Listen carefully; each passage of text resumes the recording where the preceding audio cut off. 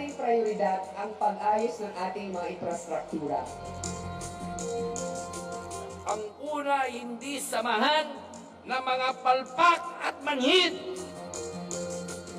There is nothing that we can really grab to make this country peaceful. We will settle for a federal system. Kailangan lang ang isang gobyernong nakatutok sa kapakanan ng taong bayan.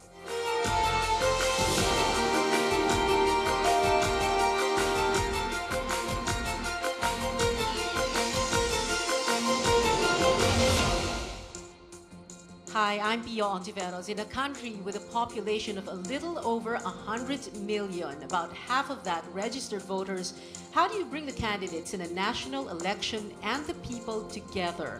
Simple, through a town hall. This is the CNN Philippines Town Hall 2016 series. For our first town hall, the presidential and vice presidential candidates of the Liberal Party face a combined television, digital, and live audience.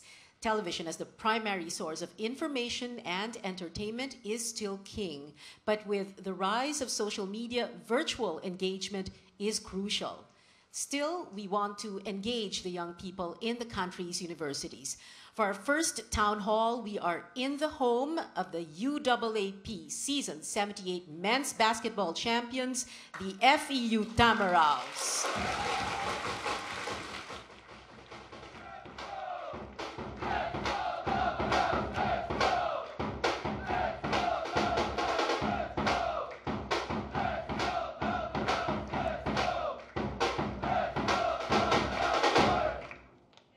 Thank you very much, FEU, for hosting us today. Our guests, Mar Rojas and Lenny Robredo. Hi, Mar. Thank you for being here. Hi, Pia. I'm very happy to be here. Go Tamaraws. Hi, Lenny. Thank you for being here. Thank you, Pia, for having us. Magandang hapon po sa inyo lahat. Thank you so much both for being here. Our questions will come also from our students who make up our live audience and our CNN Philippines digital team. Paolo Del Rosario and Paolo Taruco will tell you what our social media audience is saying. Hi, Paolo. Hi, Paolo. Hello there. Join the conversation on the digital space. Our official hashtag is Town Hall 2016. Marlene, our first topic, Metro Manila traffic that we all go through every day. Many of us, of course, looking for a solution by the new leaders of our country. For a little bit of perspective, a study last year by the Japan International Cooperation Agency, JICA, said that the daily gridlock costs us about 2.4 billion pesos. And sadly, a fifth of that, of what Metro Manila's poorest earn, goes to transportation. Lack of infrastructure, another problem that plagues the country. And it's a situation that foreign investors have consistently pointed out. And experts also have noted that what they describe as a lack of common sense in urban planning. So, Mar, why don't we begin with you? We'd like to hear your plan. Pia, nobody likes traffic. We all suffer from traffic. And more than the economic cost, it's really the cost sa quality of life ng mga kababayan natin na kinailangan silang umalis. Hindi pagising mga anak nila. Pag uwi nila, pagod na pagod sila after a 2 or 3 hour commute, pauwi, ay tulog na yung mga anak nila. No? So, as a first premise, nobody wants traffic and we want to solve this. No? Now, the solution is on its way. In fact, it's already being built. No? There are 2 NLEX SLEX connectors that are being built, roughly 6 lanes in one and 6 to 8 lanes in the other. So, in effect, what is at EDSA, there will be 2 other EDSAs heading north-south. Ginagawa na yan. One is being done by the San Miguel Group from Plaza Dilao going through to all the way along Araneta Avenue, all the way to NLEX.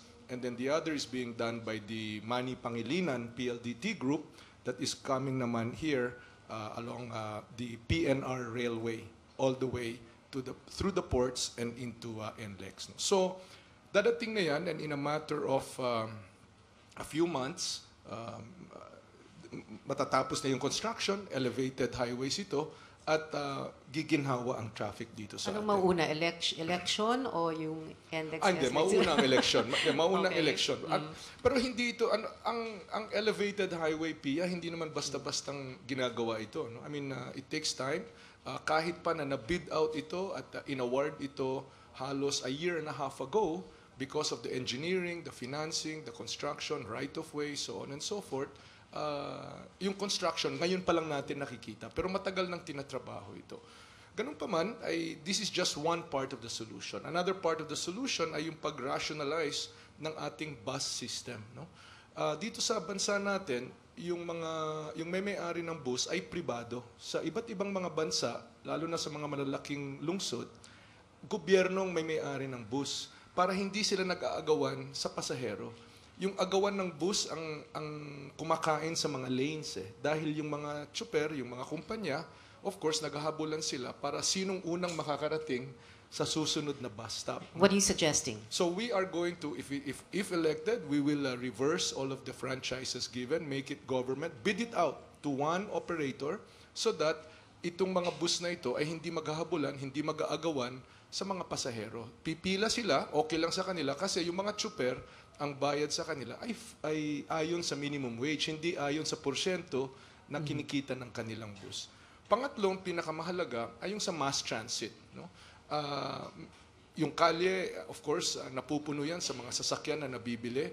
At para sa napakarami ng mga kababayan natin, mass transit pa rin ang pinaka-importante o pinaka-pangunahing pamamaraan na makarating sa trabaho. So, more mass transit investments. In fact, now we're extending We will still LRT1. be able to build more MRTs, LRTs, Yes. even with the current space that we have. Absolutely. You know, Pia, in Bangkok, they are at 4 levels. No? So, meron kang at grade, yung kalye, meron kang elevated highway, meron kang mass transit 1, meron kang mass transit 2. It's an engineering solution. Mas mahal, no? The higher up you go, mas mahal dahil kailangan mas matibay ang mga poste. Pero may engineering solutions. Ang point ko rito ay, we need to keep investing in infrastructure. No? Nahuli tayo ng konti dahil talagang umusbong ang ekonomiya natin, pero ginagawa na ito at sa mas mabilis na panahon ay magagawa yung pangkaragdagang pang-infrastruktura. Lenny? Ako, karagdagan lang dun sa sinabi ni Secmar, using the lens of someone coming from the provinces. Kasi yung mga dun sa amin, Pia, hindi makarelate yung tao sa usapin ng traffic. Kaya tingin ko din, pagkatapos gawin lahat yon, parang yung mas long-term na solution, tingnan na talaga yung pag-spur ng rural development. Kami mga taga-probinsya, kung meron lang kaming choice na hindi pupunta sa Manila, hindi kami pupunta. Pero pumupunta dito lahat dahil andito yung opportunities. Pero pag nag-invest tayo sa rural development, maglagay ng maraming growth centers, hindi na lahat magfa-flock sa Manila. Hindi nasikip yung Manila. Ito palagay ko dahil may pera ngayon yung gobyerno, kaya nating gawin, nasimulan na yung pagdagdag ng mga growth centers sa mga probinsya. All right, let's take a question from a student from our live audience. Yes. Good afternoon, Ms. Lenny and Sir Mar. My name is Farida Makabuat from the Institute of Education, Science and Mathematics Educators Society. And my question is for Mr. Mar. As the former DOTC Secretary, what have you done to improve the transport services? Well, first of all, Farida, good afternoon. At saka gusto ko lang masabi na ako intimidated kasi sabi mo mathematics expert ka. So talaga, okay, mahina tayo sa arithmetic. Pero ganun pa man, no? Yung pagplano ng ating infrastructure, transport infrastructure, ginampanan natin. At halimbawa, sa ngayon, yung airport sa Bicol, yung bagong airport sa Daraga, yung bagong airport sa Tagbilaran, yung bagong airport sa Cagayan de Oro, sa Puerto Princesa, sa Butuan. Lahat itong mga pangkaragdagang airport ay mga halimbawa nung sinabi ni Ma'am Lenny na ilalabas natin, dadalhin natin sa kanayunan yung mga pagkakataon, yung mga opportunities, lalong-lalo na for tourism. No? Dito yung sa NLEX-SLEX connector, itong nabanggit ko na kinoconstruct ngayon, naaprubahan yan nung panahon ko sa DOTC. I was in DOTC for about 1 year and napaaprubahan natin itong dalawang NLEX, SLEX connectors amounting to about 45 billion pesos. No?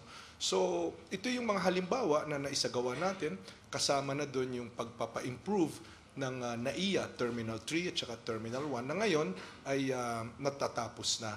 So pagdating dito sa transportation, napakahalaga yung talagang forward planning. No? Dahil kung titingnan natin, magmula idea hanggang sa unang pagpukpok ng martilyo is easily 3 to 4 years. Lahat ng, kung bibili tayo, kung magpapagawa tayo ng classroom, humigit kumulang kalahating milyong piso ang kakailanganin natin. Kung magpapagawa tayo ng malaking elevated highway o kaya magpapagawa tayo ng train system or bagong airport, bilyon ang pinag-uusapan. Kaya hindi basta-bastang nangyayari ito. You're saying it will take a lot of time. Yes, no? But the yeah. point is, we have started. So a lot of the unseen work, yung paghahanap ng financing, yung engineering, yung pagde-design, ay nagagawa na ngayon. So bibilis ito sa darating na mga panahon. All right. One more question for the millennials.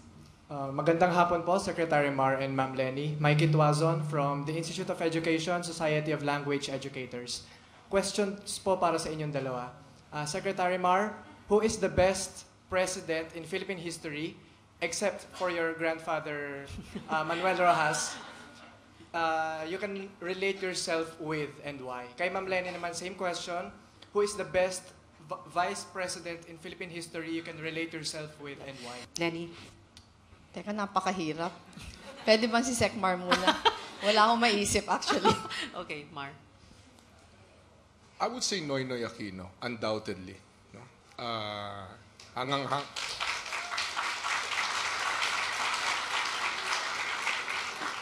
Undoubtedly, ang tawag sa atin dati, sick man of Asia.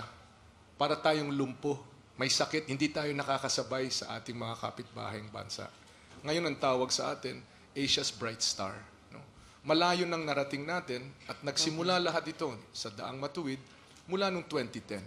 It's amazing what we can attain as a people, maglagay lang tayo ng malinis at matuwid na pamunuan.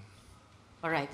Before we go to a break, like I said, we have a digital audience and our CNN Philippines digital producers, Paolo Del Rosario and Paolo Taruc, are keeping tabs on what's going on. Let's begin with Paolo Del Rosario. Oh, okay. All right.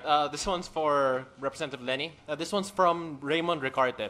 He's wondering about your experience, and he's asking, why should we vote for you, considering that you have not been elected in national post before? Ako siguro sa politika talagang kulang na kulang yung experience ko. 2.5 years pa lang akong politiko.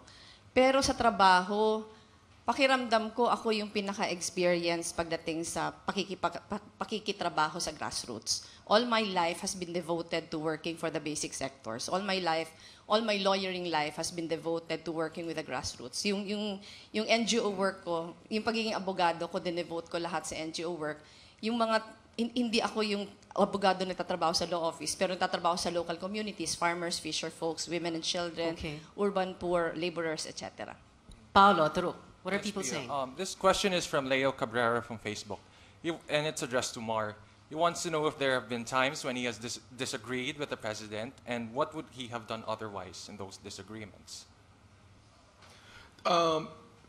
Yes, there have been. The short answer is yes. There have been times, but most of those disagreements were in speed or direction or timing of the decision, but not necessarily. Which particular issue? Well, for example, in the impeachment cases, no? Okay. There was a decision to launch the impeachment of Chief Corona. Justice Corona before Christmas, no? There was a discussion, and we ended up doing it before Christmas as opposed to in January. In terms of policy, there have been vigorous discussions, no? About where to spend the money. The president is very, very clear in making sure that we actually solve problems as opposed to just parang make up or pass it down the road. No? In other instances, there are discussions na, but these are urgent. No? So, parating the president allows very, very vigorous debate. Bakbakan niya, no? I mean, and he actually encourages it to improve the decision making. But at the end, once there's consensus and once the decision, then we all support it. Okay, we'll continue this vigorous debate after the break. This is the first of the CNN Philippines Town Hall 2016 series. Our host, Far Eastern University, our guests, Mar Rojas and Lenny Robredo. We'll be right back.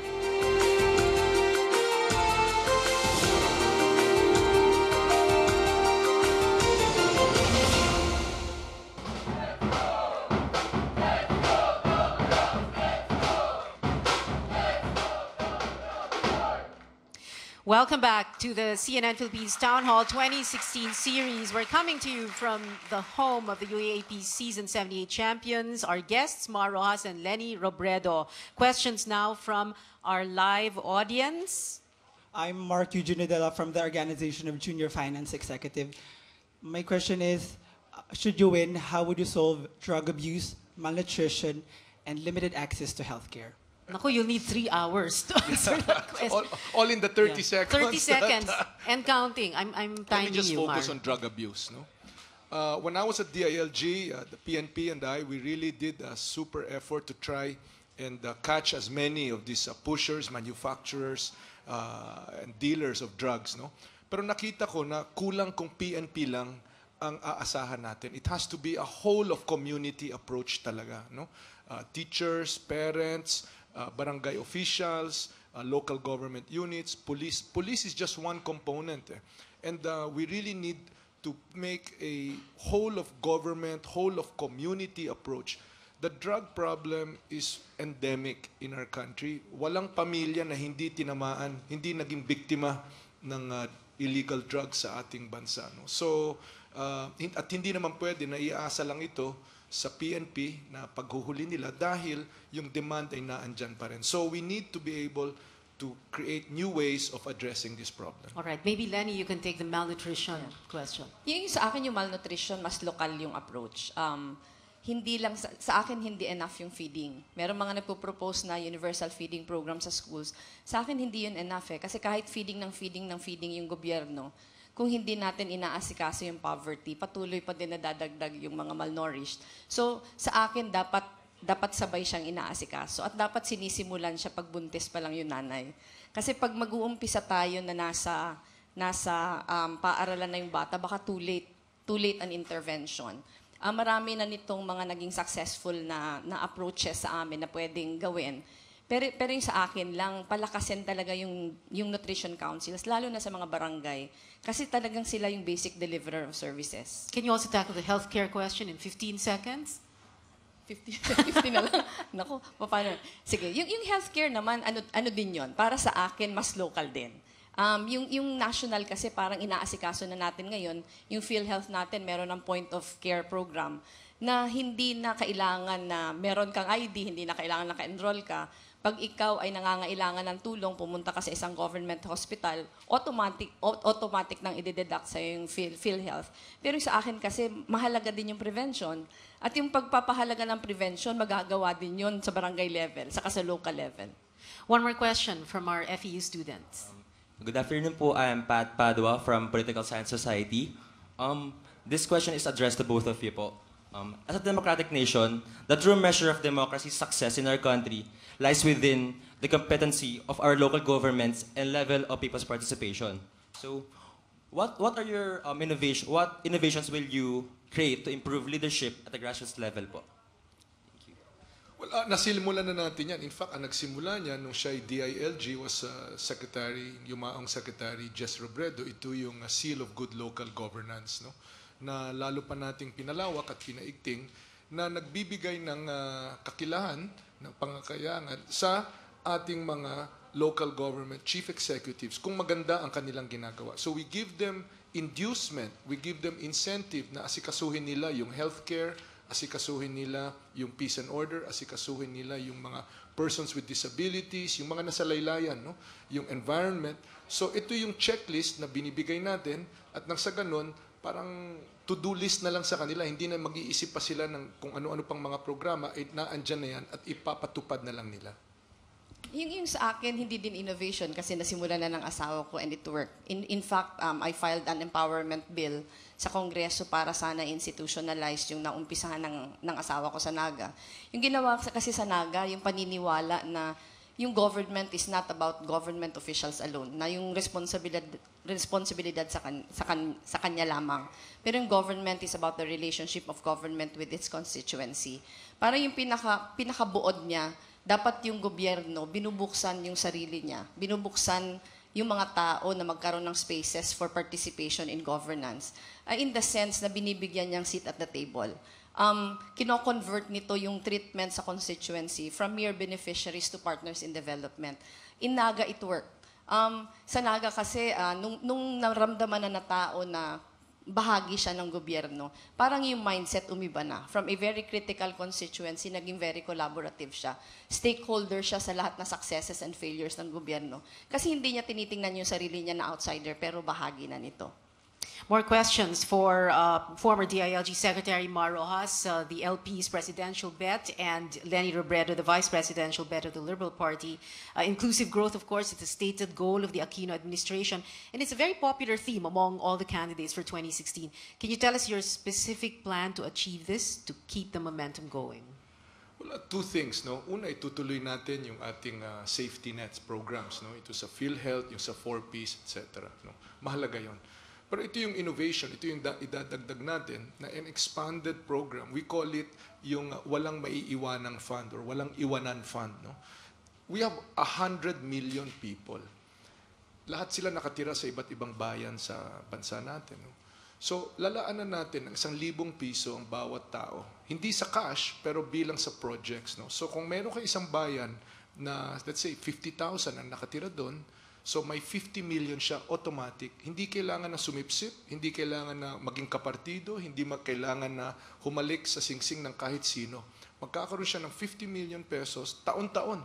And in the course of 6 years, mapaplano nila, matatransform nila yung kanilang bayan. Each town, each one of the 1,490 towns sa bansa natin ay magkakaroon ng ganitong halaga para ang bawat isa magkakaroon ng pondo, magkakaroon ng pagkakataon na matransform nila, madala nila sa moderno yung kanilang lugar. Our digital audience is as involved in our discussion as our live audience. Our CNN Philippines digital team is keeping tabs on social media. Paulo Del Rosario and Paulo Turok. What a coincidence, you're both named Paulo. Paulo? That's a great Del name. Rosario first. Okay. Yes. Go. First off, we have Fatima Gao on Twitter. She asked Secretary Mar, how different is Pinoy's Tuwid na Daan to your Tuwid na Daan? And how do you see Pinoy's role in your administration, if ever? Yung Tuwid na Daan are a set of values. Tapat, mahusay, epektibo, malinis. No? Hindi naman nagbabago yan. These are the same values na dadalhin natin sa ating pamamahala. The problems will be different. No? In Pinoy's case, dapang-dapa tayo at kinailangan na ayusin niya muna yung mga institutions, tanggalin yung mga high level na mga corruption. Ang corruption ngayon ay nasa mas mabababang mga hanay na ng pamahalaan. No? So, pagdating naman ng 2016, iba naman yung mga problema natin. Problema of yung inclusive growth na tinatawag. Problema ng tinatawag nitong mga infrastructure na dapat na mapabilis ang paggawa. No? So, yun naman ang ating tututukan. No? But the values na malinis, tapat, mahusay at epektibong pamamahala ay constant yan. Let's ask Paulo Turok. What are people saying? Yes, Pia. Noel Cruz from Facebook wants to know what their plans are if they don't win the presidency or vice presidency. Mar? Ako go back to private life. Actually, nung kumandidato ako, talaga yung plano ko 3 years lang ako sa politika. Talagang nakalaan sa akin na magpapahinga sana ng after 2016. Pero na-overtake ng events. Kaya talagang kasama sa plano. Secretary Ross? Ganun din, babalik din sa pribado, pero parati na may consciousness na kabahagi tayo. We are our brother's keeper, di ba? So, hindi naman pwede na pumasok sa kuweba at magmukmuk or maging malungkot na lang, no? Kung hindi tayo magwagi, ay balik sa pribado, mas tahimik na buhay, pero parating kabahagi, no? Part of the bigger fabric. Let's go talk about education, a fundamental human right. But here in the Philippines, there are about 4 million children and youth aged 6 to 24 who are out of school. What are you going to do about it if you were to win? Well, unang-una yung programa natin sa 4Ps gets extended, no, to these families whose kids are out of school. Ang importante dito is we give them a break. The more important education that they can receive is not so much the academic education, but yung skills education, yung skills training. Dahil mabibigyan sila ngayon ng what's called a tradable skill. No? Ang pagiging karpintero, tubero, welder, ay mataas ang bayad sa ibang bansa. No? So, kung maging OFW man sila, o kaya dito sila mag-practice ng kanilang kaalaman, magkakaroon sila ng pagkakataon na may pagkakakitaan sila, imbes na parang hindi sila nagko-contribute sa ating lipunan. Some questions from our live audience? Hi, good afternoon. My name is Christian Minas from Junior Marketing Association, and my question is for Mr. Secretary Marojas. Aside from implementation of K-12, what is your plan for upgrading the education standards, especially that the rank of some of our top university went down, the list of the best university in the world? Here are the facts. No? The facts are quality of education is directly related to spending for education. No? Ma'am Lenny and I were just going through some of the numbers. In dollar terms, we are spending roughly $550 per student in our country. Not the private school, yung government system. No? Thailand is spending roughly $1,400 per capita. No? Malaysia is like at $7,000 and so on and so forth. No? So kulang talaga ang ginagastos natin sa ating education system, lalo na sa tertiary. I'm talking tertiary level. No? Pero tulad ng iba pang mga problema, hindi tayo pwedeng lumukso at lutasin ang mga problema sa tertiary kung hindi pa natin nalulutas ang problema sa primary, secondary. Nasimulan na natin yan. Yung K-12 natin, yung pagpapagawa natin ng 180,000 classrooms, each one with a teacher, schools, desks, chairs, etc. No? So, dyan tayo nagsimula. So, ang susunod na yugto ay yung pagsasaayos ng mga state universities and colleges. I'll just give you one statistic. No? In UP, we spend roughly 90,000 pesos per student. Kung kukunin natin yung sweldo ng teacher, lahat ng maintenance cost divided by the number of students, it's roughly 90,000 pesos. Sa state universities and colleges outside of UP, the number is roughly 25,000 pesos. So ang laki ng diferensya, ang laki ng agwat. Kulang na kulang ang ginagastos natin doon. No? So ang programa will be to increase the spending both in infrastructure as well as in quality of teachers, teacher pay, more masterals, more PhDs teaching these courses para nga tumaas ang antas ng edukasyon, ang kalidad ng edukasyon sa ating buong bansa. So bigger pie the budget for education. One more question? Hi, sir. I am Martin Tablizo from the Institute of Internal Auditors Student Chapter. My question is, how would you assess the student loan system in our country and how do you plan to improve it? Okay din yung student loan, pero ako mas interesado ako sa outright grants. 'Di ba? Kasi yung student loan, papautangin ang estudyante, makakapagbayad siya ng tuition, eventually pag nagkatrabaho siya, babayaran pa niya 'yan, 'di ba? So it's a big system na maghahabulan pa. At anong mangyayari ngayon kung hindi siya makapagbayad, 'di ba? Para sa akin, mas direkta, no? I-grant, bigyan na lang ng grant, wala nang bayaran, mag-aral ka, maintain a grade and keep studying dahil pag ikaw na may nag-graduate, magiging productive member ka ng lipunan na makakatulong ko naman sa ating bansa. FEU is our gracious host tonight. This is the first in our CNN Philippines Town Hall 2016 series. We'll be right back.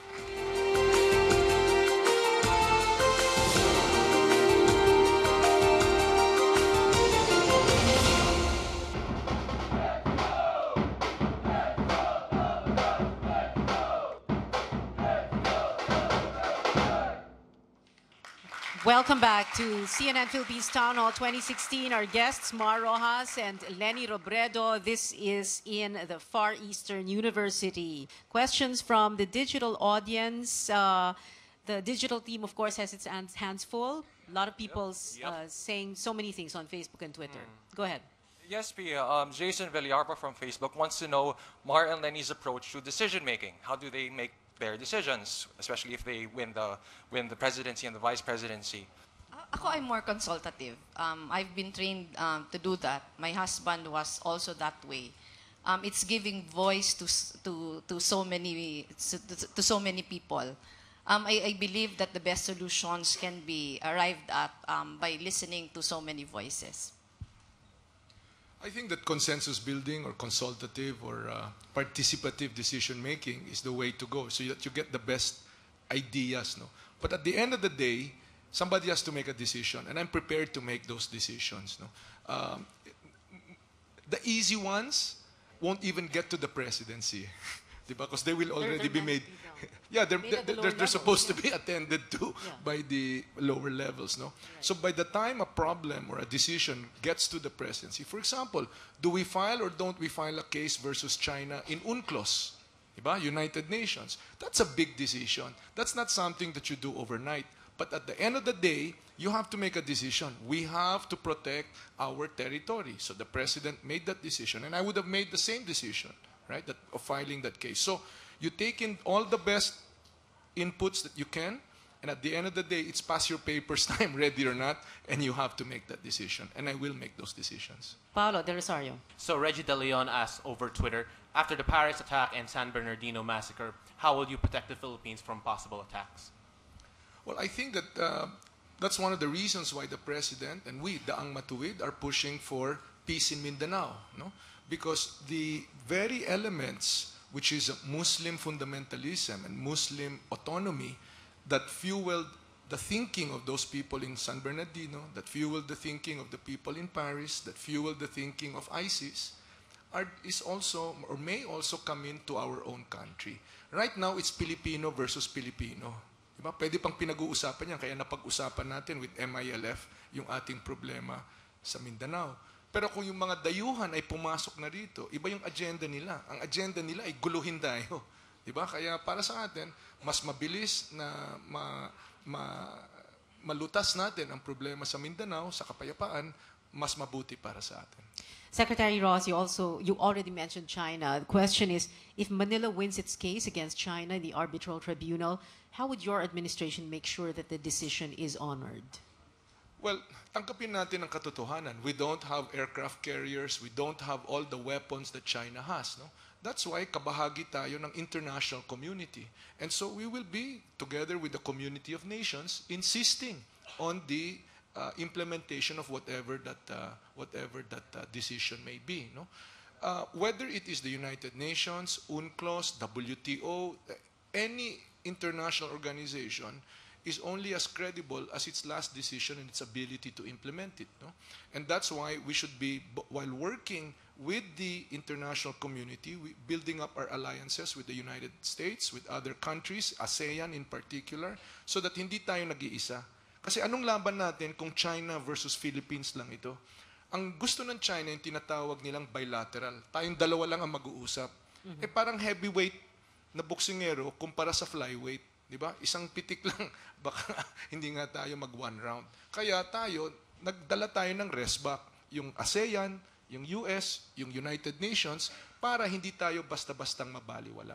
Yan ang approach na gagawin natin. You mentioned ASEAN integration just around the corner. How can the Philippines take full advantage of this under your leadership if you were to win? By continuing to invest in our biggest, most important, most valuable asset, which is our people. No? Lamang na lamang tayo kumpara sa ating mga kapitbahay na bansa pagdating sa kaalaman, sa edukasyon, sa English competency, sa ability to navigate the internet, and so on and so forth. Dyan tayo lamang eh. So by continuing to invest in our kids, in our people, in education, dyan tayo makakakita ng lamang kumpara sa kanila. We have a video question now from Gian Garma. Just recently, there is a music video going viral over the internet featuring the two of you, along with celebrities who are endorsing your candidacies in the upcoming elections. In the spirit of transparency, I want to know, along with perhaps many other people, where you got the funding to produce this music video. Also, considering that the Liberal Party is the majority party at present, thus having good access to machinery, how assured are the Filipino people that no government funding was used to produce this music video? Thank you. Well, number one, absolutely zero government funding was used to produce the video because we did not pay any of these celebrities a single centavo. Ito yung mga naniniwala na dapat magpatuloy ang daang matuwid.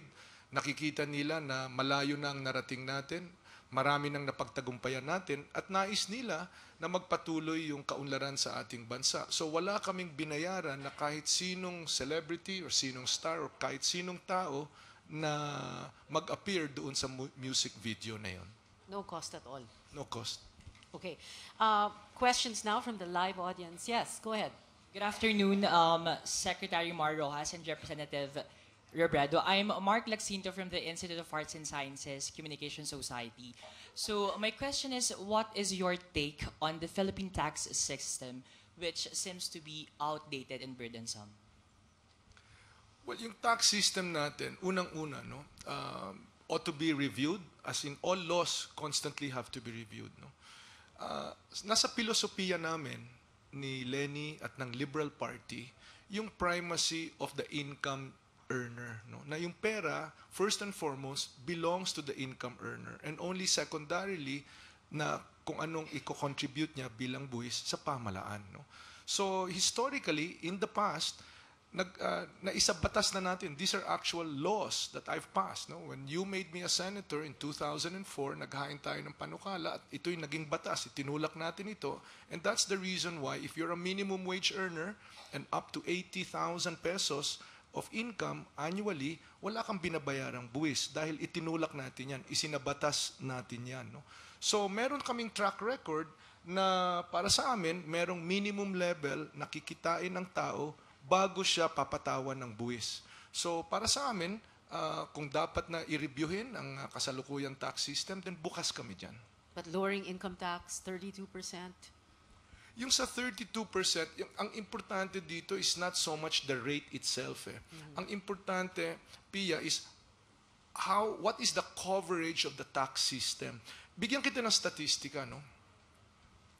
86% of all personal income taxes that are being collected from salaried wage earners. Yung deduction from W-2 forms. Diba? Alright.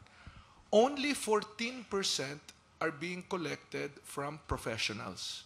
Hindi ako nakikipag-away sa mga doktor, dentista, at iba pa, no? Pero yan ang statistika eh.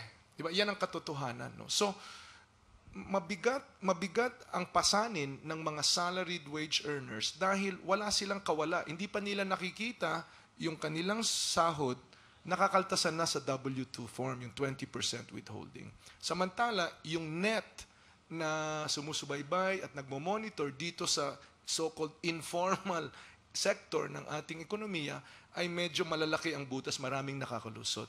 So, para sa akin, ay dapat higpitan natin itong other sector na ito, yung mga entrepreneurs, mga professionals at iba pa, para sabay-sabay lahat ay mabawasan natin ang pataw na buwis. No?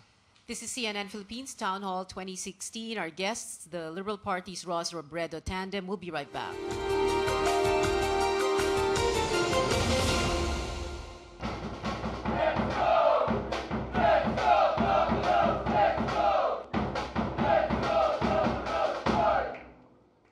Welcome back to CNN Philippines Town Hall 2016. Our guests, Mar Ross and Lenny Robredo. We are in Far Eastern University. Let's go back to our digital producers. Many comments and questions coming in on Facebook and Twitter. Paolo. All right. Right now we have a question from Facebook. Mary Ann Basel. Yes, Mary Ann Basel. She's asking what your stand is on mining for both large and small-scale operations. Will they have a program that promotes responsible mining to protect the small-scale mining sector and its grassroots? I think that mining ought to have as a principal parameter local acceptance. Diba? Bukas tayo sa concept na magmimina dito sa ating bansa. No? Pero kung hindi naman ito katanggap-tanggap sa local community, then depensahan natin at respetuhin natin yung desisyon ng local community. Yun ang aking pananaw sa mining. All the laws are there that allow mining to happen in any part of our country. Pero bigyan kita ng halimbawa, no? Doon sa amin sa Capiz, yung pangunahing pinagkakakitaan ay fishing at saka agriculture. merong mga nagnais na magmina doon sa aming kabundukan, no?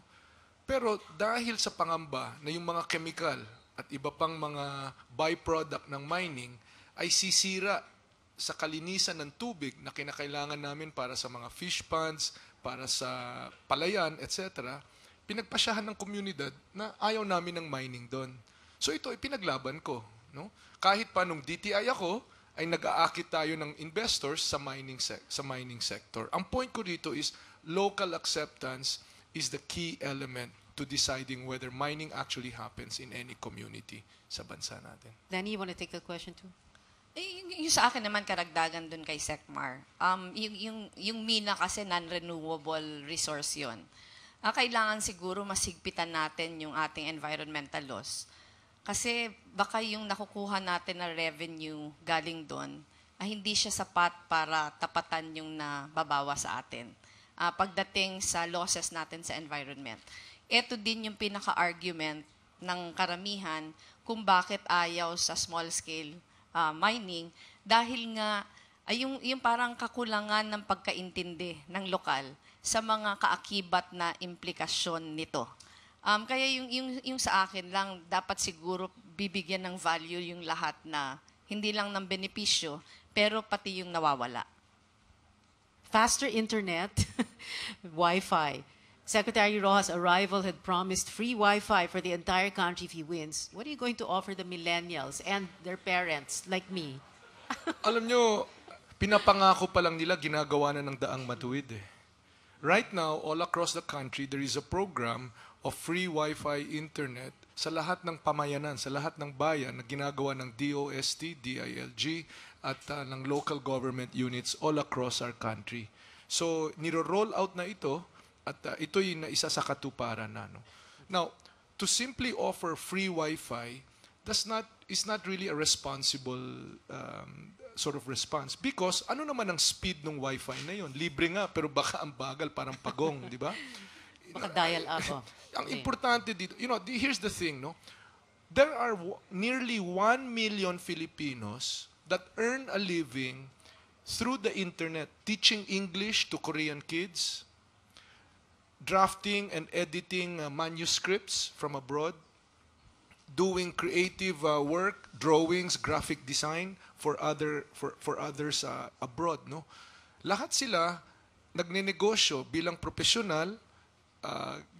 Ginagamit nila yung kanilang talino, yung kanilang training sa pagnenegosyo through the internet. And hindi ito yung mga nasa call center, BPO, IT. Ito yung mga ordinaryong Pilipino na naghahanap buhay from their homes. No? So definitely, quality Wi-Fi, quality internet is halos kuryente na yan eh. Hindi yan luxury. That is a necessity. It's a necessity. So it's up to government to make sure that the regulations are in place para mapabilis ito, maging malinis yung linya at hindi intermittent at regular ang pagdating ng internet. Okay, question from an FEU student. Go ahead. Good afternoon. I am John Louis Cabrera from Junior Marketing Association. My question is for Mr. Secretary Mar Rojas. If you win president, will you be a copycat of the Aquino administration? And if not, what will be your legacy? Tulad nung nasabi ko kanina, iba yung mga hinarap na hamon ni Pangulong Pinoy noong 2010 at iba yung haharapin nating mga hamon sa 2016.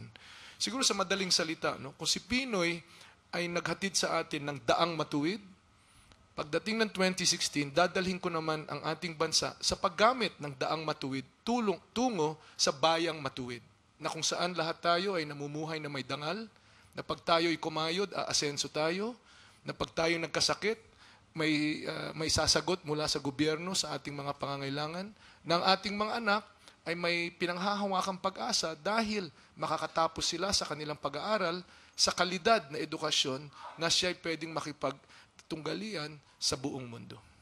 Thank you for that question. This is the first in the CNN Philippines Town Hall 2016 series. We'll be right back.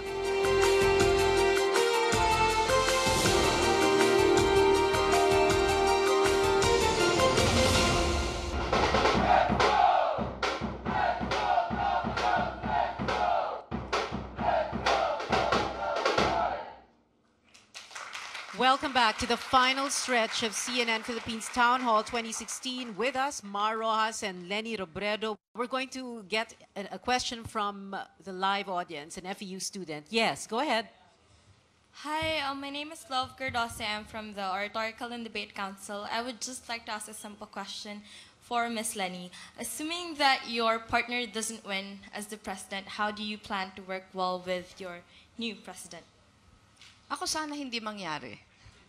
Kasi I think I will be a most effective vice president if Secretary Mar is the president. Yun yung alam mo yun naman yung dahilan kung bakit ako yung pinili. Parang when Secretary Mar was asking if I would consider being his running mate, inexplain niya sa akin kung bakit ako yung choice. Kasi I was asking him, bakit naman ako? Ang dami-dami pagpipilian, bakit ako? Inexplain niya na if you feel ko yung kulang dun sa puzzle. And that is my long years of serving the grassroots, saka yung local na experience. Magiging mas mahirap yun pag iba yung Pangulo. Pero syempre wala yun sa kamay natin. Obligasyon natin tanggapin kung ano yung mangyayari. Pero sana hindi mangyari. Right, comments coming on social media very quickly. Paolo? Pia, given that they're both running on a platform of continuity, they won't necessarily be starting from scratch if they win. So our followers on social media want to know what they plan to accomplish within their first year in office if elected. Are there any bills they'd like to prioritize? Some are mentioning the FOI bill, or any projects for that matter. Ako, syempre hindi yung trabaho ng presidente sa vice-presidente kasi hindi kami lawmaking. Pero we have 5 months to go. I'm one of the authors of the FOI. Hindi pa ako nawawala ng pag-asa na sana before the end of the 16th Congress mapasa pa yun. Pero pag hindi yun napasa ngayon, talaga magiging priority siya. Meron din ako isang bill na inihain, yung full disclosure bill, requiring government to make public all its financial transactions. Magiging priority din yun. And many other bills on transparency, accountability, and people empowerment. Under a Rojas administration, Mar, would the FOI bill be a priority? Well, obviously, I fully support the FOI legislation, and kung hindi man yan pumasa ngayon, then isasalang ulit at itutulak natin yan sa susunod na administrasyon. Dagdag pa dyan would be bills in the anti-dynasty that's been floundering in Congress for a number of years.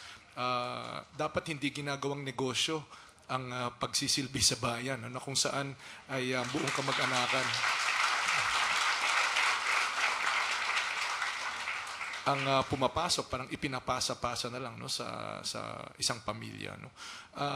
Yung mga panukala na nagbibigay ng kasiguruhan sa funding sa lokal ay napakahalaga din. No? The local government code, sila ang mga nasa front lines, ang ating mga punong bayan, ang ating mga barangay captains. Sa lahat ng pangangailangan, sila yung talagang tumutugon, sila yung nakatutok, di ba? So hindi pa natin nare-review ang local government code, and so I would be pushing for an overhaul and overview of the local government code para makasiguro ang lahat ng pamayanan na hindi sila maiiwanan, na makasiguro sila na kasama sila sa kaunlaran ng national. All right, we need to start wrapping things up. Ma'am Lenny, I have to ask this question. Will there ever be another Jessie sa puso nyo? Wala na. Ano po yun? Wala na. Wala na. Okay. Next question. All right. Is everyone here a registered voter? Yes. Okay. So be sure to vote. Mar, Lenny, what kind of an appeal can you make, no, for people, well, not necessarily to vote for you, but just to go out and vote in May? Ako, napakahalaga kasi ng election na to. Napakahalaga kasi dito nakasalala yung ating future. Yung ating kasaysayan, sinasabi ko to kasi maraming mga bata dito. Pag tiningnan natin yung demographics ng mga bumoboto, kokonti sa mga kabataan ang bumoboto. Mas marami yung mga middle age. Kaya siguro yung mga nandito, saka yung mga nanonood na mga kabataan, dapat siguro sumama kayo sa kampanya na go out and vote. Kasi napakahalaga ng boses nyo. Pag tiningnan nyo yung lahat na eleksyon na nakaraan, yung pinaka-konting percentage na bumoboto kayo mga kabataan. Alright. Secretary Rojas? Napakahalaga po na maging kabahagi kayo sa pilian, no, sa 2016 dahil kinabukasan po ng kabataan, kinabukasan nating lahat ang pinag-uusapan dito. one generation ago, 30 years ago, our parents, our grandparents, lumabas sila sa EDSA at pinili nila na kunin muli sa isang abusadong pamahalaan yung kapangyarihan na dapat lamang ay nasa sambayanan. No? That was in 1986. In 2016, 30 years later, that opportunity is in each of your hands. No? Kung ano ang gagawin natin sa ating bansa, tayo ba, well, dadating tayo sa isang sangangdaan. No? Magpapatuloy ba tayo sa kaunlaran na natatamasa na natin ngayon? Or mag-U-turn tayo? Or mamamasyal tayo na walang direksyon? Or paikot-ikot lang? Or pupunta tayo sa malubak at madilim na landas? Ang pagpili po at ang pagpasya ay nasa kamay ng bawat isa sa inyo. Maraming salamat po. Thank you very much, Secretary Mar Rojas and Congresswoman Leni Robredo. Thank you so much for being with us tonight. Thank you to our television, our digital, and of course, our live audience. Thank you so much, FEU, for hosting us. The CNN Philippines Town Hall 2016 series continues in January. I'm Pio Ontiveros for CNN Philippines. Maraming salamat po sa inyong lahat.